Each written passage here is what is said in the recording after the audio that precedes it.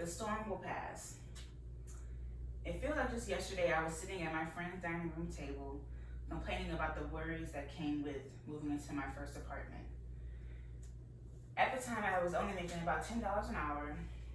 I was a part-time student as well as a full-time mom. I remember being so worried about whether or not I could pay my bills or be present for the events that were happening in my life at that time. However, throughout the years of adulting and living on my own, I learned that if you just do your best, God will do the rest. So about 3 years later, me and my son and I had been living alone, and things were going great. I had gotten a new job. I was making really, really decent money, more than I had been at any other job.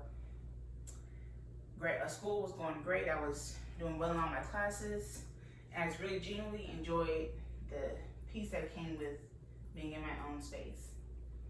Then tragedy hit. I had been living in Dallas, Texas for about maybe 2 to 3 months, and things were just going downhill. I was laid off from my job at Brings Home Security as a call center representative. Also, I lost my car, and my brakes were really bad, and I was quoted about $1,000 to get them replaced. But I wasn't working, so I couldn't afford to fork over this money to get them fixed.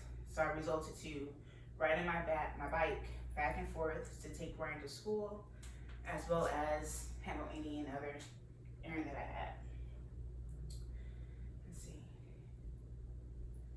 However, about maybe a month and a half after all that happened, things began to go up for me.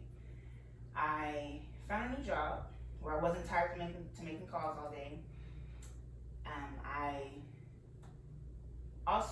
My older brother, he came to visit me, and he fixed all the brakes. He fixed the brakes on my car. He even paid for all the parts and pieces that were needed for the job.